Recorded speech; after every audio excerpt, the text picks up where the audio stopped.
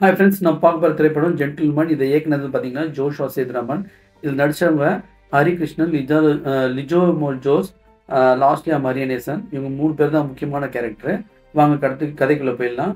இந்த படத்தோட கதை வந்து பார்த்தீங்கன்னா, லேட்டஸ்ட்டாக மேரேஜ் ஆன கப்புள் வந்து பார்த்தீங்கன்னா, லிஜோ மோல்ஜோஸும் ஹரிகிருஷ்ணனும் இருப்பாங்க. இவர் வந்து கபாலி போன்ற படத்தில் நடிச்சிருக்காரு.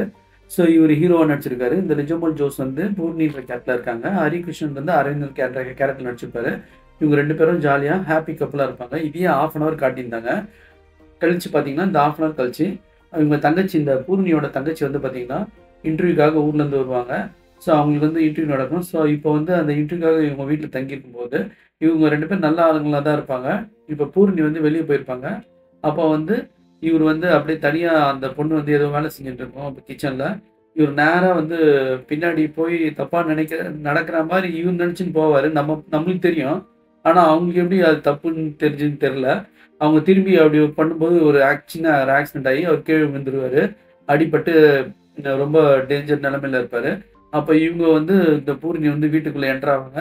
என்டர் ஆகி பார்த்து 2 பேரும் இந்த அக்காவும், தங்கச்சியும் அழுவாங்க.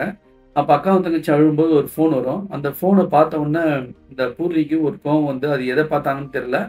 கோவம் வந்து ஒரு அ தப்பான வேலை பண்ணிருவாங்க. இப்ப அந்த தப்ப மறைக்கிறதுக்கு என்ன பண்ணுவாங்கன்னு கேட்டீங்கன்னா, அவரு ஆல்மோஸ்ட் டெட் ஆயிடுவாரு.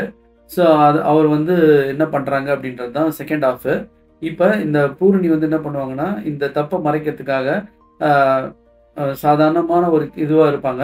இப்ப லாஸ்ட்லியா வந்து அவங்க வீட்டுக்கு வருவாங்க. இது மாரி உங்க கணவர் வந்து ரூ. 5,00,000 வச்சிருந்தாரு. இப்போ அவர பார்க்கணுன்ற மாரி சொல்லுவாங்க. அவரு வராம இருக்காரு அப்படின்னு கேட்பாங்க. இப்ப அவங்க வந்து போலீஸ்ல கம்ப்ளைண்ட் குடுத்து, அ இப்ப அவரு அந்த ஹரிகிருஷ்ணன் அரவிந்த வந்து தேடுறதுக்கு ட்ரை பண்ணுவாங்க. இப்போ வந்து அவர் கிடைச்சாரா இல்லையான்றது தான் அவரு திடீர்னு இப்படி மாயமானது வந்து பணத்த தூக்கிட்டு போனதுக்கா, இல்ல என்ன காரணம்னு தெரியாம இருப்பாங்க.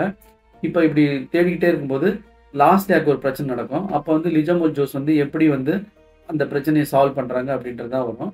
இந்த போலீஸ் என்கொயரில பார்த்தீங்கன்னா, இவங்க மாட்றாங்களா இல்லையான்றது தான் அடுத்த ஒரு த்ரில்லிங். ஸோ இந்த படம் வந்து இவ்வளோதான்.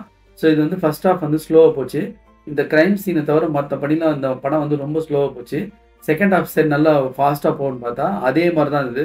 கதை கதை வந்து வீட்டுக்குள்ள தான்றதால, படம் வந்து ரொம்ப ஸ்லோவா போச்சு. லாஸ்ட்ல ஆக்டிங்லாம் வந்து பார்த்தீங்கன்னா, சொல்ற மாரி இல்ல. லிஜோமோல் ஜோஸ் வந்து பார்த்தீங்கன்னா, காதல் பொது உடைமை, என்பது பொது உடைமை, அப்புறம் ஒரு ஹேர்ன்ற படத்துல நடிச்சாங்க இப்ப லேட்டஸ்ட்டா. அதெல்லாம் ஃபெமினிசம் பத்தி சொன்னா கூட, இந்த படம் வந்து பார்த்தீங்கன்னா, இவங்க வந்து ரொம்ப ஃப்ளாட்டா தான் நடிச்சிருந்தாங்க.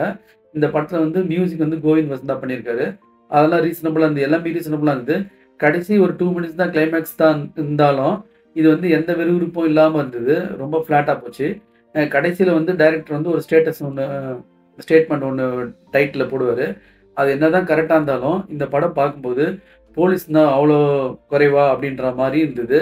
ஸோ இவங்களோட நடிப்பிலயும் எந்த புதுமையும் இல்லாம இந்த படம் ஃப்ளாட்டா இருந்தது. ஒரு வேற த்ரில்லிங் ஏதாவது இருந்ததுன்னா, இந்த கதை இன்னும் நல்லா எடுபட்டிருக்கும். ஸோ ரொம்ப பேசப்பட்டிருக்கும். ஆனா இந்த படம் வந்து நடிப்பிலயும் சரி, திரைக்கதையும் வந்து ஸ்லோவா இருந்ததால, இது ஒரு சுமார் படமா இருந்தது. இது என்னோட கருத்து தான். நீங்க பார்க்குறவங்க பார்த்து என்ஜாய் பண்ணுங்க. Thanks friends.